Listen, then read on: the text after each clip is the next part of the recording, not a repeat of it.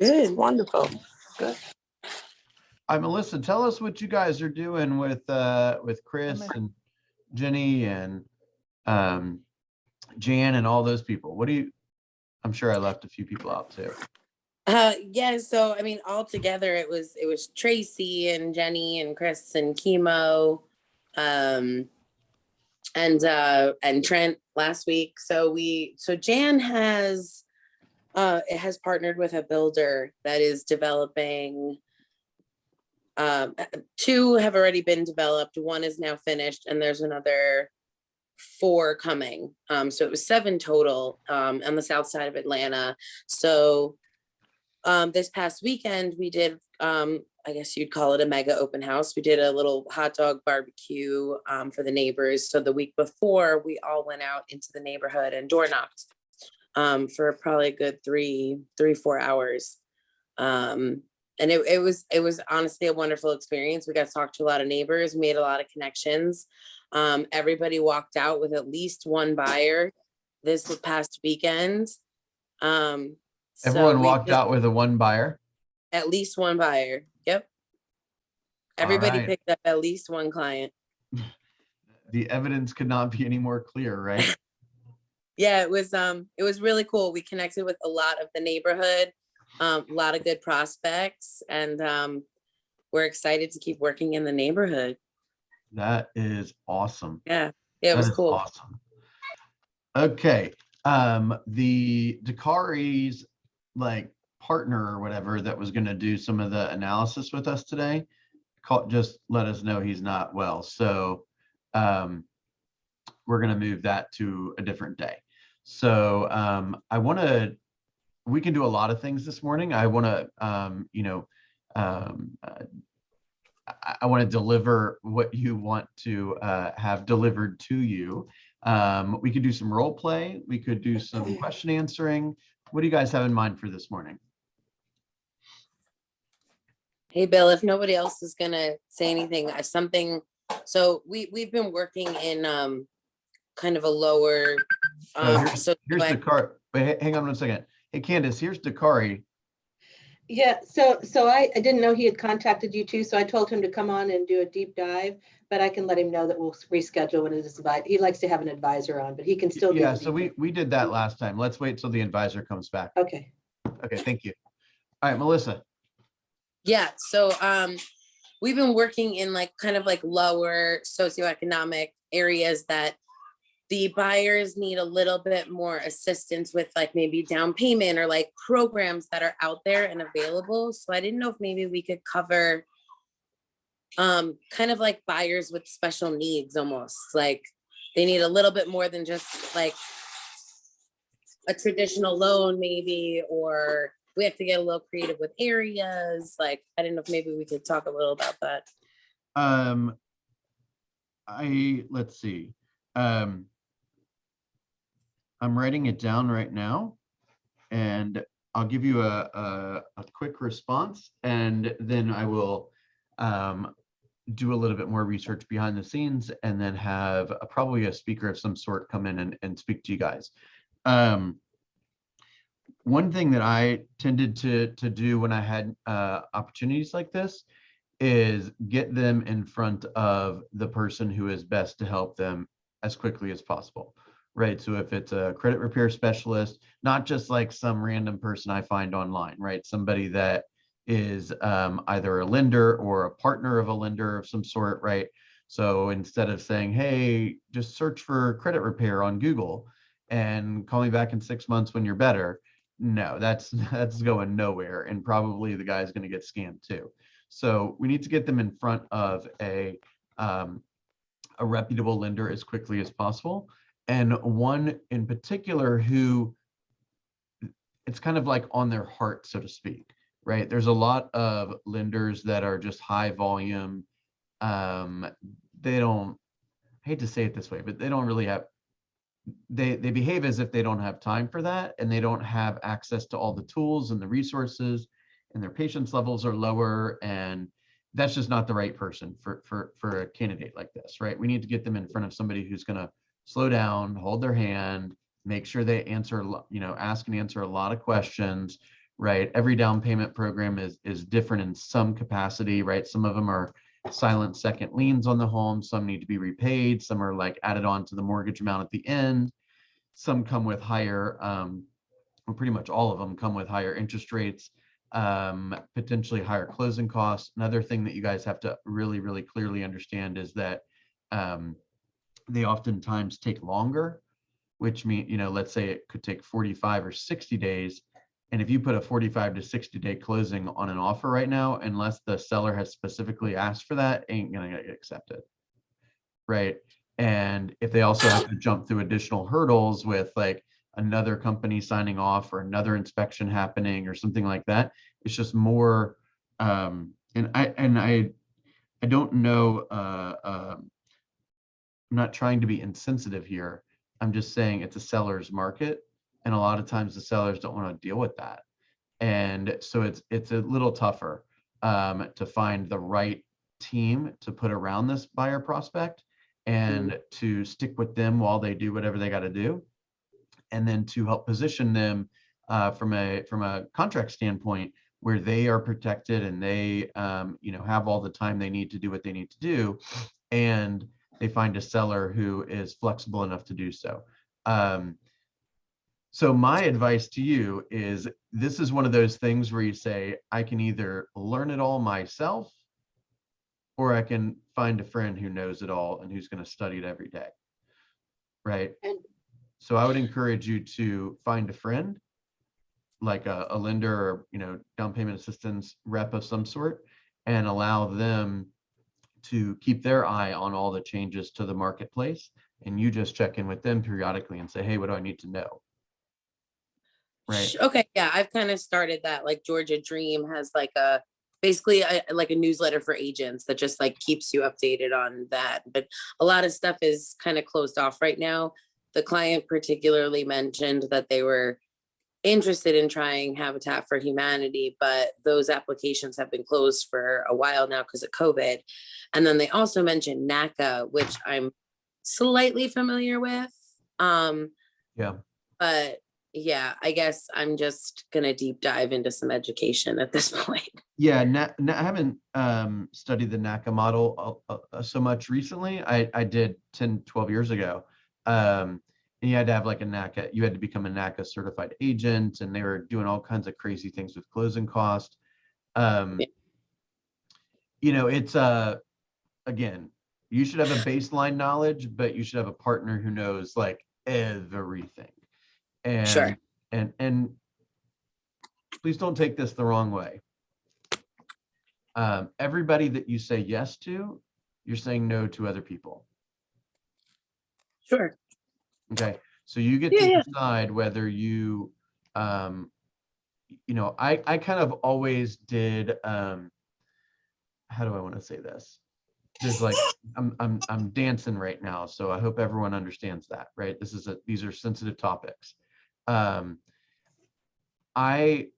model was focused primarily on working with people that were quick to act, right? I didn't have to do a whole lot of stuff at the beginning to prep them and these kind of things. It was, I got in touch with them. They had a goal. We went and did the goal. And then I usually found myself once or twice per year doing like something that was more for like my heart, so to speak, right? So it was an intentional small segment of my business where I knew what as Dakari would call it, a buy box, right? These are the people, this is what the ideal client looks like. If you don't fall within the ideal client, I might not even do it, right? So you're ready, willing, and able, but you want to buy in Valdosta, that ain't for me. Right. So hey, give me one more second. So so I've got the buy box, and then there was one or two people that I would help outside of that, not because of the money and not because of the time. It was because I wanted to do it. I wanted to express that kind of, I wanted to have that different type of fulfillment, if that makes sense. Candace. I was just going to say, there's for more, and I love what you just, I know what you just said. I think it's, everyone needs help, right? So we just have to determine how we have to determine what we can do to stay in business and also help people. But Bill, if you let me share my screen, I'll share something with you. You all know I always say Google is my brain. All right, honestly, you the now reason have I permission. The reason Okay. I wanted to help this couple so bad is because they mentioned NACA, they're mentioning these programs, but then when I spoke to them, they've gotten their credit up to where they need to be. They have the money to make, a monthly payment. They just need that down payment, help. So I feel like they're turning to the wrong places because that's what's like ingrained in their head to just go for this help. But they honestly can do it by themselves. They just need a little guidance. So you can ask them the tough questions. So what other programs or what programs have you researched specifically for down payment assistance? That's Because the thing they have, because they didn't even think. I understand that, but ask Yeah. them so that they can Okay. feel the fact that they're researching the wrong thing. Because they'll respond by Sure. saying, I went to NACA. Oh, I'm get it. familiar with NACA. NACA doesn't offer down payment assistance. I don't know if that's true or not, but Yeah. I feel like there's some other resources. Here's some resources I've found that are better suited for specific down payment assistance. Perfect. Yeah, I get you. And this is super controversial, but man, they're gonna go buy, they got no money to put down on a home, and then they're gonna go become homeowners. What happens if something breaks? I mean, man, Yeah. these are really sensitive conversations. I mean, I don't want to hold anyone back from home ownership, but if you don't have a couple of $1,000s to put down as a home, my goodness, like, Right. this is supposed to be an awesome experience, not a lousy one. We had that talk on the back deck a little bit. I gave them some tough love. They're from the north too, so they could take it. Okay. Honestly, it was a good conversation. I think they're on the right path. Okay. All right, Candace, you're up. I did share. I already shared. Did everybody see that? Yeah, so it's just a resource. It's I HUD didn't see it. Will you put that Oh, back yeah, up, please? Sure. It's just HUD.gov in case you ever have somebody. It's just HUD.gov. There's different homeowner things depending on where they live. There's rural development. There's find an FHA lender, home buyers kit, fair housing, good neighbor next door. So just different. Everybody's an FHA lender, just so you know. Exactly, but it's just So anyway, I just want to post that up there. Thank you. Thanks. Yeah, Melissa, I appreciate you bringing that up. Does anyone have any thoughts or comments or coaching on how I can handle the gray areas better? Yeah, and I think back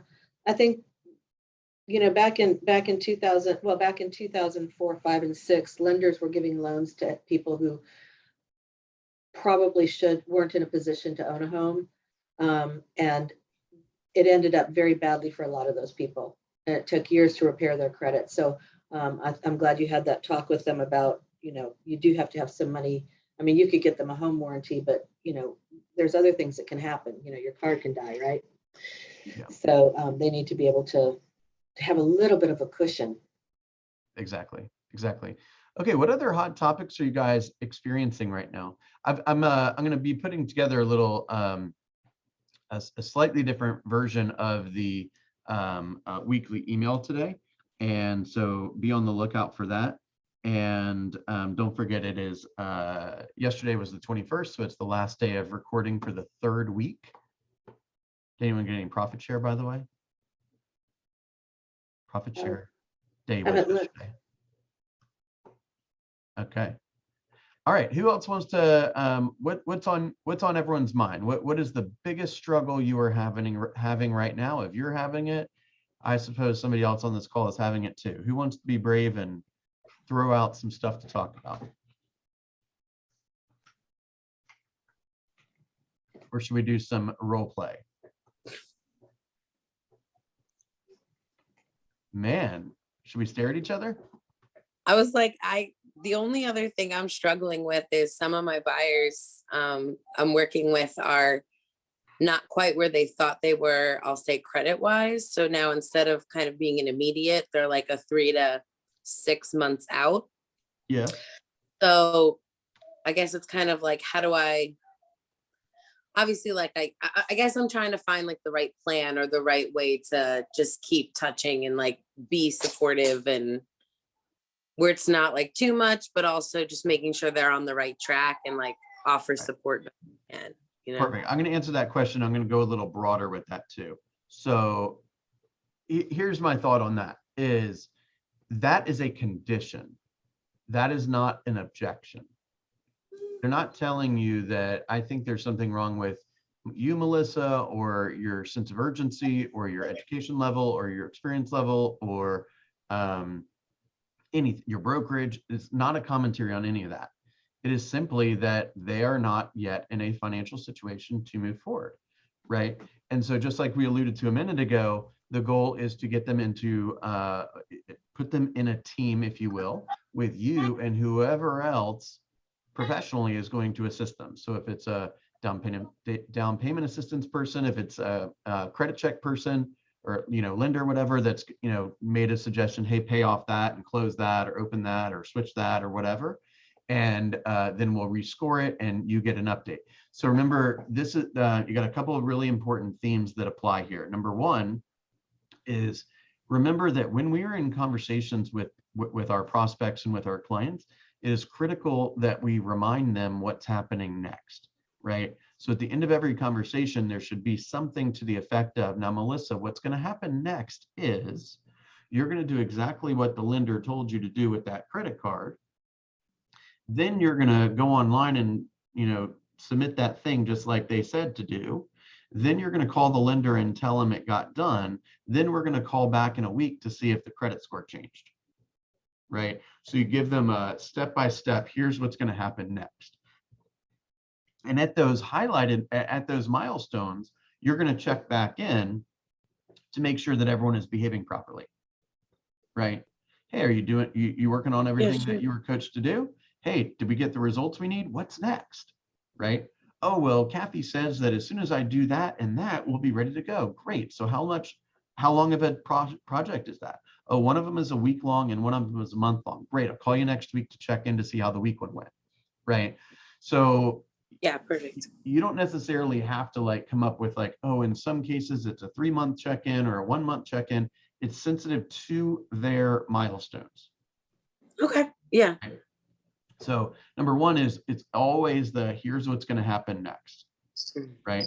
Or last week we talked about the fact that these were the next 3 steps. How's that going, right? Perfect. If you're noticing they're dragging their feet, then you just simply need to ask them, hey, I don't want to push you if buying a home's not important to you. Is buying a home still important to you, right? And you can give them a stat. Hey, interest rates are lower than they were 6 months ago, right? Hey, home prices went up 17% this year. Did your income go up 17%? And if not, you're going to be buying a smaller home, right? Or less of what you really wanted, right? So you got to ask those tough questions. Hey, you said you wanted to buy a home. The conditions are making it harder to do so. What can I do to be helping you right now? Does that make sense? So number one, we have to recognize what's a condition and what's an objection. An objection would be, Melissa, I don't know if you're the right person, right? A condition is I'm not ready for whatever reason it happens to be. Right. So then it's a lot more obvious where the touch points are along the way. And I know I've been saying this since the day I started sitting in this chair, but I want to make sure that everyone hears this loud and clear. You have to be courting so many people at one time, you can barely keep it straight. Okay. And it's the kind of thing where that let's say you're that person, Melissa, and I'm the buyer's agent. So Melissa, okay, in order to get you into the home that you desire for you and your family, so you can live in a safer area and your kid can go to a better school, this is the person that's going to guide you through that process. Her name is Kathy Vitale. She's with a Shelter Home Mortgage. She offers this and this and this and this. And you guys have already discussed what the plan looks like. So what I'd like to do is hold you accountable to the plan, because I know how important purchasing a home is for you and your family and all of that, right? Is that okay? Yes. Are you sure? If I see that you're not following the path, is it okay if I confront you on that? Yes. Okay, great. Do you know exactly what you're supposed to do between today and the next milestone? Yes. Okay, talk to you then. And then you immediately shift your attention and you go work with somebody else. because they've got their assignment, right? You don't need to go over there and help them open up accounts and all this kind of stuff. It's their burden. Okay. Right. Am I being insensitive? I'm just trying, double checking. No, that's good, because part of my not struggle, I'll say, but something I've been navigating is how to speak to these people, in a fair and but respectful and but constructive way. Do you think that I just did that? Yeah. Okay, I agree. I I right. I I'm not saying to them, oh my gosh, you have crappy credit, I can't work with you. Bye. No. I'm Yeah, saying, no. hey, you might even say something to the fact, and this is totally real and true. Hey, I got to be honest with you. There's a lot of people out there that if you tell what you just told to me, they will eat you alive. They will take advantage of you. So I want you to be really, really careful with who you get into business with. Guess what? I'm going to save you a bunch of time and heartache right now. Why don't you just call this person and this person? You'll get everything you need, and we'll work it at whatever pace is important to you.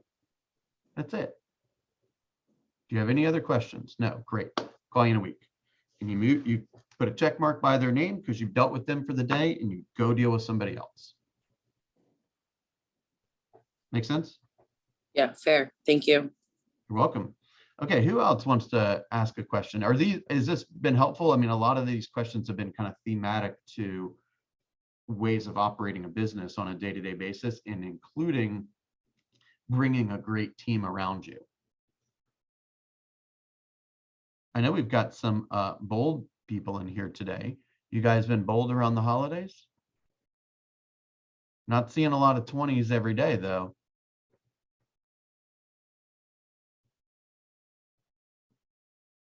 Is this thing on? No one's had coffee yet, Bill. Me either. Well, hell, go get some. I'm I'll on meet you cup back here in number a minute. 2. I don't know. Hey, All I have right. a question Thank you so much.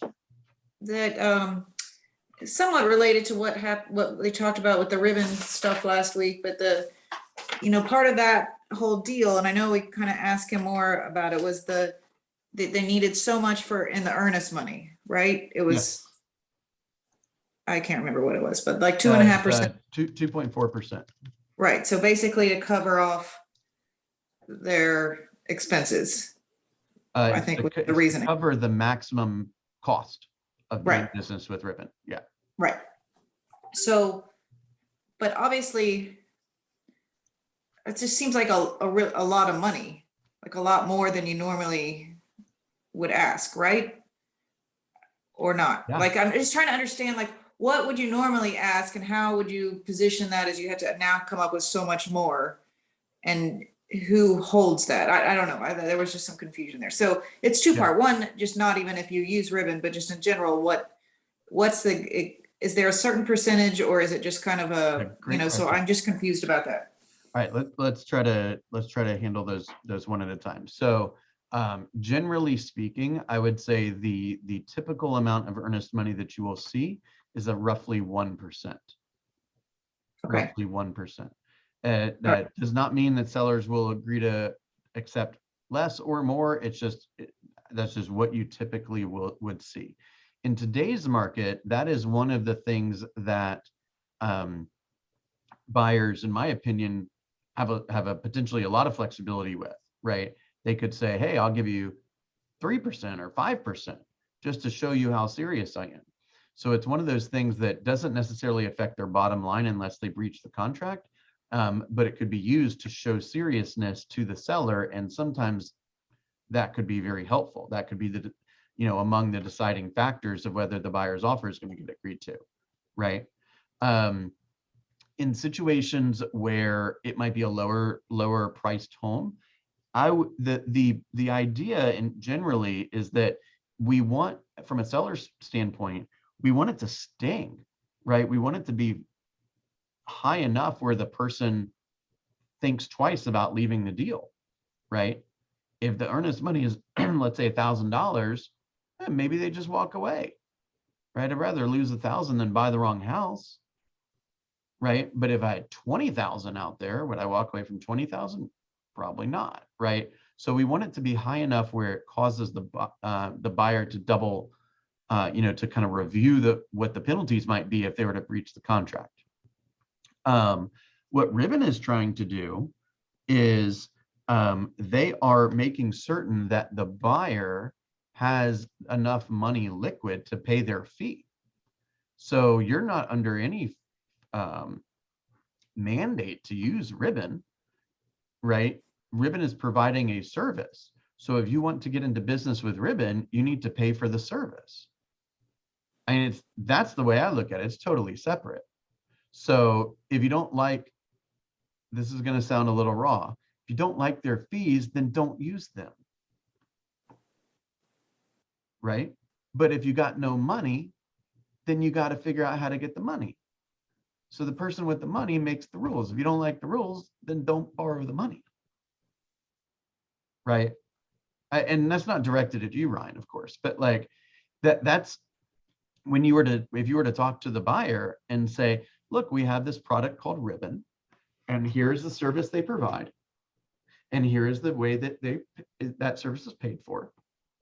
And I know that a month ago at our buyer consultation, I told you that the earnest money would probably be in the neighborhood of 1%, and that you might be asked to pay a little bit more to be competitive if we find ourselves in a multiple offer situation.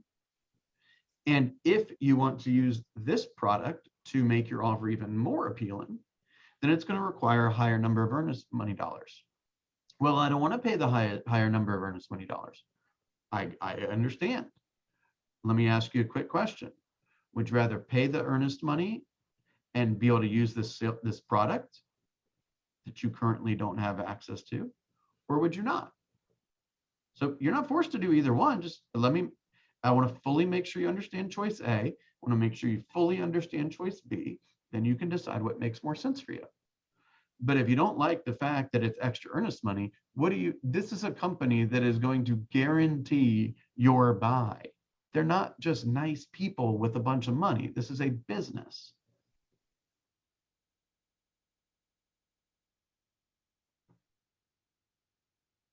And did that answer your question? Yeah, I was just trying to wrap my head around what was more standard as opposed to what they were asking, and would you ever give that much normally, I guess? Yeah, good question. So again, I'd say there's really no such thing as standard, so to speak, but I'd say overwhelmingly the most common is around 1%. And by the way, that's very low across the country compared to what it is across the country. In like California, you're looking at like 10-20% minimum. Yeah, in California, we had to put down, like, it was a crazy amount of money. Yeah, 1% is pretty much unheard of across the country. So I'd say that's probably the most kind of popular range or so. Would I give 2.5% or 2.4% if Ribbon was not involved? Not unless that's what it was going to take to win. Right? I'd do just about anything to win if that's what my client wants, or that's what I want. And as long as I have a due diligence period, then I'll deal with it then. I got to win first. If I don't win, nothing else matters. Great question. Candace, you have this like look on your face like I've said 20 wrong things today. Am I behaving okay? You're doing fine. Okay, good. I got up really early, so I'm just sleepy. Okay. Okay. Who else has a thought or a question? Anyone have a situation that they found themselves in over the last handful of days that they didn't know how to deal with or respond to something a prospect said? Hey, Bill. Hey. I have a buyer that is telling, I think I know where to go with this after what you've already said, but they want to go see homes that don't fit the first criteria they gave me because it's cheaper. And then when I get there, obviously the place is a wreck and nobody wants to buy that. So then I'm wasting my time and I'm having a hard time. I think maybe I just need to streamline it and say, a lot of these homes you are asking me to take you to, they're for a reason not going to qualify for the loans that that you're qualifying for. Okay, so the reason why so there's a couple of things that are involved here. One Yeah. is they've told you what they want, then they're asking to go to a cheaper places that are in far worse condition. Yes, sir. Okay, and it's in the type of condition that it's in likely would prevent them from getting regular financing. Yes. And when you say, hey, this one isn't 2 stories, or this one doesn't have 3 bedrooms or whatever, what do they say? They're saying that it's in a better price range. They want to go look at it. Right, I understand. It's let's role and play. that's it. Say that. It's in a better price So- range? It's in a better price range that I can afford. Is it that you feel more comfortable in that price range, Dorinda, or is it that there's something unique about this home that you want to see? Well, it's closer to my work and it has a bigger piece of land. Okay, okay. So let's review. I just want to take another quick look at my notes. So the lender said that you're qualified up to $200,000, and this Right. property is 160. Is that right? Yeah. Okay, so is it that you feel more comfortable with a 160 budget, or you now want more land and these kind of things? I'm trying to see if your criteria has changed or if your budget ought to change. Can you walk me through those two real quickly?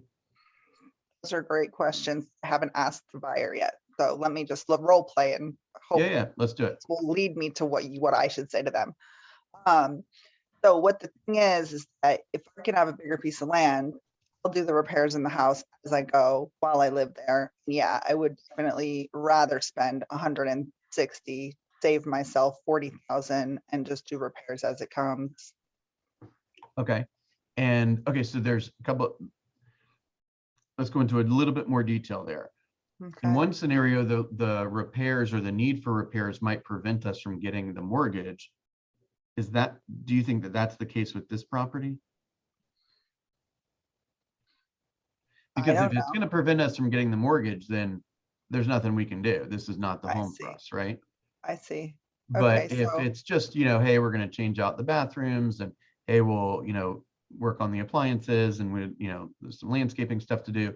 Like if it's not mortgage related, right? And you just would prefer to do some of the work over time, I can completely understand that. Do you mind if I share a possible concern with you? Okay. Okay, so in one scenario, that's always a good question. Possible I hear concern. what you're saying. Do you mind if I share a concern with you? Okay. That's another way of saying, I hear you, but I want to say something really important. Okay. You follow that? Yes. Okay, so the one question would be, in one scenario, you can buy a $200,000 home, which the lender has already approved you for, that those repairs won't be necessary, right? And the Right. other scenario is you're going to save maybe $200 or so a month, but you're going to need real cash for those repairs. Yeah, that's really smart because I know how much they have in the bank and just enough to pay for the closing costs. Well, don't tell them. I know, Ask right, them. right. No, Ask them. but what you're So- saying makes sense to them. Like, how are you going to come up with repair money? So let me ask you, since this is a home that clearly needs more repairs than what we're used to looking at, what is your financial plan to take care of this? Okay. Yeah, well, And they will say, I don't know, because I ain't got no money, right. Okay. right? And you Steering will them say, in the right direction. does that concern you at all? Yeah. Right? You're going to end up in a home that you can afford, but you don't have any money to fix what you want to fix. Does that concern you? And if they say no, then I mean, hell, you've asked them what you need to ask them. Help them get what they want. But Yeah, and if they say yes, it concerns you, say, okay, so let's go back to the drawing board for a second. What's more important to you? Having a home that is on less land, that is currently a better fit for your, in the appropriate condition? Or what's more important, having a home that's maybe not where you want it to be or what you want it to look like, but it's got a lot of potential and it's on more land? What would be more important to you? okay. Yeah. I Because when haven't they asked start that question. asking for stuff that they weren't asking for initially, it's time for another conversation, right? Okay. Mhm. Lorinda, last time we spoke, you said that you wanted to be here and have a home like this so that this could happen and blah, blah, blah, blah, blah, blah. Meanwhile, you need to know what they're saying. You need to know what they believe. So you're going to have to ask some questions to figure that out, right? That's on the front end. Now, when they come back and say, oh my gosh, look at this cheap one. It's in Valdosta. It'll only take me 3 hours to get to work every day. Okay, well, I have a couple questions for you. Valdosta never came up before in our conversations. Okay. Is there something unique about this property that I should know about? Mhm. Have your goals changed? Okay. If they have, we start all over. That's totally fine. But if they haven't, then I need to understand why this one popped out to you. And it can't just like be cool. Like you got to pay for it. If the listing has some notes at the bottom or at the bottom of the description that say, Cash only. no, it says something about get a rehab loan to make this property your own or whatever, like renovated. So does that mean it only would qualify for a rehab loan most likely, or is that just a Yeah, suggestion? probably.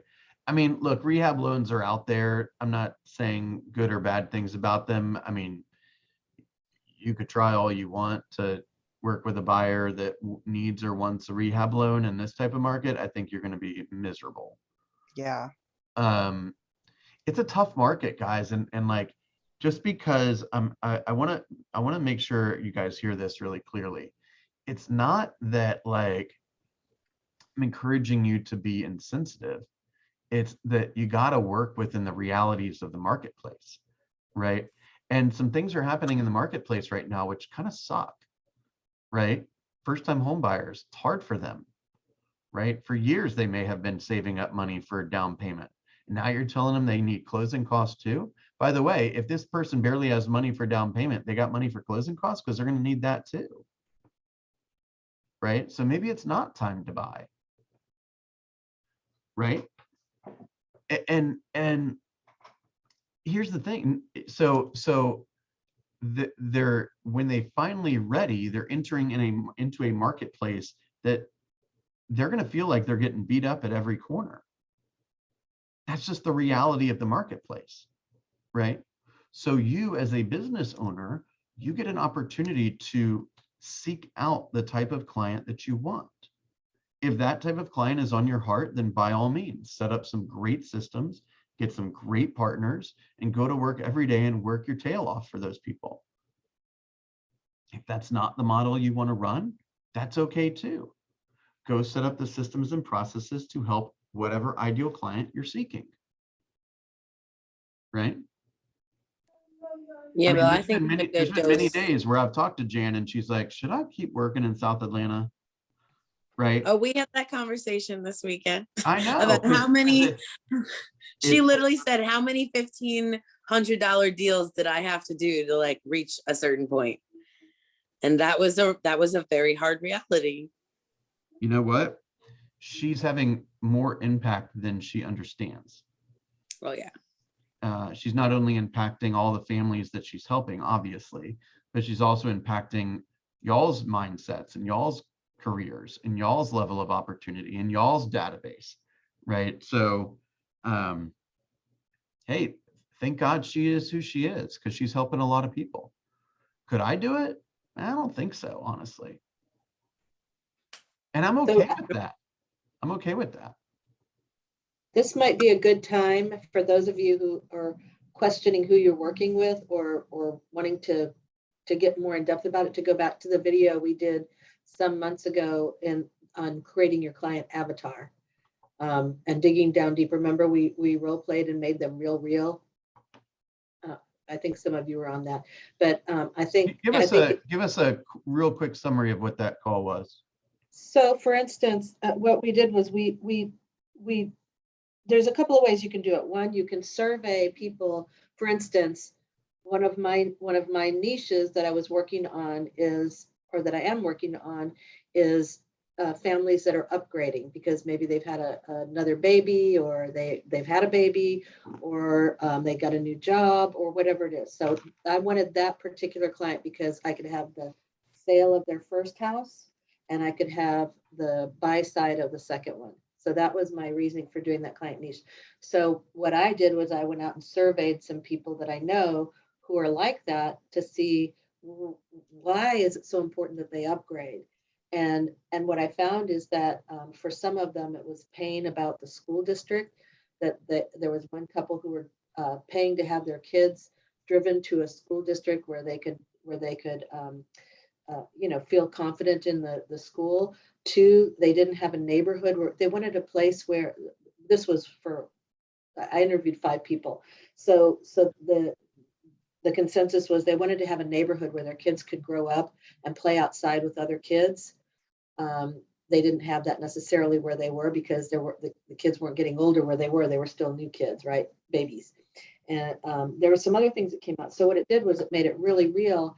And then what I'm working on is developing a system that will address those kinds of pain points for them and make it easier. So if your client avatar is luxury, maybe somebody that's luxury, or maybe your client avatar is veterans, or maybe it just depends on what you want to do, but it's developing your client avatar is going deep into that person and the developing way to reach them so that you don't just work with anybody, right? I mean, it's okay to work with anybody, but it's not a predictable business model. I love the way you just said that. And I think sometimes that's kind of what I meant at the beginning when I said, whoever you say yes to, you're saying no to other people. Problem is, you don't even know who you're saying no to. Right? And we oftentimes, if you find yourself saying, I don't know if this is the right person, or I don't know if this is the right area, or I don't know if this is the right circumstance for me right now. If you find yourself saying that, it means you need more leads. It just means you need more people to choose from. It's the sense. And by the way, it also helps you identify the neighborhoods you want to farm. So for me, I know the neighborhoods I want to farm are starter homes, right? And you all can take that idea and run with it.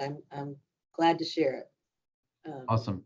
All right, let's do a quick little round and tell us what your one thing for today is. Melissa.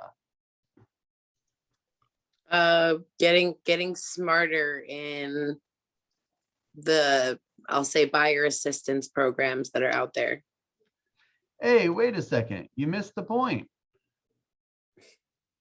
What? I'm going to find 3 people that are really smart about all those things out there. Sure. Well, maybe I have a question for you then. So I called Alex on Saturday. But like who else would be like, are there specific people out there, like, I guess, tied to lenders that only deal with those programs? Yeah. Well, those are the people I'm going to find today. All right. Go on Google and say, I need down payment assistance. I need closing cost help. I need my credit repaired. Yeah, I got you. I looked up those programs. I just need to, I get you. I know who I need to contact today. All right. You know, Thank you. sometimes I want to just point out that how you participate in here is how you participate out there. And I appreciate your participation for sure. And every once in a while when you participate, you get kind of, pushed around a little bit in front of others. And I hope that I hope it's to the benefit of everyone. But the point is you don't have to go learn it. You just need to find somebody. Like, look, I got a broken toilet at my rental house. Am I going to go figure out how to fix the toilet, or am I going to call somebody who already knows how to do that? Right? I'm learning to leverage. Beautiful. You're in the right room. I appreciate everything you do, Melissa. Thank you. All right, Tracy. I knew you would call me. Second. My one thing is today I will jump on that Zoom with you. I'm planning on stopping by the office to take advantage of that class that's believe it's an in-person, the 11 Justin's o'clock class, right? event. The 11 o'clock event. Yes, I'm sorry. That's the Kathy's class on mortgages. Oh, I Ye- forgot about that. That's your day. There's your session right there. Perfect timing. Yes, And they'll that, feed you, right? yes, I think. Yeah. And I remember the early days. I'd go wherever they fed me. Oh, is it food? Oh, I I'm think there. so. No, It's a lunch and learn today. I'm definitely there. No, I'm only teasing. But yes, that, and there's a second class, but I don't know if I'll be able to make that one. Okay, cool. Thank you. Ginny. Mhm. I'm going to join Tracy. I'm going to attend the Lunch and Learn mortgage class. Okay, perfect. So that's just to remind both of you, that's only one of the two things that we do every day, right? We learn, but don't forget, we gotta talk to people too. Yes, And I'm going to reach day. out to people. yes. Lorinda. Hey, I'm going to make at least 10, if not 20 calls today. Okay, how about contacts today? Contacts in my command. I will call however many people it However takes many in people order it to takes, speak to blank. Okay. Beautiful. The other Lorinda. I was going to piggyback on her. So I was like, well, thanks for answering for me. Two things that I really have to do today. I have a new client who is like Melissa, having me all over the place. So we've already signed the buyer's agreement. She agreed on one level, and as early as 7:30 this morning, she's sending me other listings to call so we can go and see additional properties today. So I'm just gonna sit her down. I was like, this is what you said. Have you changed your mind? Give me some feedback on why now you want to see something in a totally opposite direction. And then make enough calls that I can have at least 10 contacts today with people. Okay, but you're in bold, so you have to do 20. And you're Okay, not yes, working yes, Thursday yes, or- yes, you're right. Well, you're probably also not working Thursday or Friday, so you probably should do more like 25. Right. Well, I'm not gonna say I'm not working, because I got families, people coming over, so I at least a few people I have conversations with, so. All right, But fair overall, enough. Fair enough. All right, one last point on what you just said, Lorinda, which yes. is all the things that you said you were going to say to that buyer. I'd preface it with, just to remind you, my job is to help you save time and save money, and to get you into the best home we can find for you that meets your needs. And that's why I have a few questions for you. Okay. Right? So you want to remind them about their goals and your awareness of their goals prior to you essentially saying, I don't think we should go look at that home because it has nothing to do with what you're asking for. Right, okay. Okay, That makes Donna sense. Patrick. Mine is to have 20 conversations today when I door knock with my food drive flyer. Dude, oh, cool. Very cool. Very cool. Ryan. Well, I am coming in for that 11 o'clock class. But my other one thing is I'm trying to figure out a game plan for my Chicago buyer coming in Saturday, because I'm struggling to find anything to show them in the areas that they want. Although there is one that's coming soon. It's going to come out on Friday. So I got to figure out how to get that, because I think it'd be perfect for them. So I don't know. There's just a lot of trying to negotiate how they're going to see where they want to see, and when there's not any listings there. Okay, so it might be time to have another conversation with them. Hey, is there any, what of all the criteria that when you gave me all this criteria, I found one home. So in an effort to maximize your time while you're in town, what are the criteria that you might have the most flexibility with so that we can find more properties that match it? The biggest problem is they've narrowed it down, which is good, to 3 golf course communities that they're interested in. And as when I spoke to them Friday, there were homes there, but now like there's one that has nothing because it went under contract, so. Unless something else comes up, there's no homes for sale in any Like price all- range. Go into all 3 of those communities and look back over the last 2 years and look at every listing agent that's had a listing in there in the last 2 years and call every one of them. Okay, Say, I'm Ryan Kennedy. I have a well-qualified buyer coming on Saturday to look at some property. And I was looking at some sales data. I want to congratulate you on your sale from 3 months ago in St. Ives or whatever. Do you happen to know anyone else in that community that might consider selling? okay. That will be willing to show their home over Thanksgiving weekend. That's right.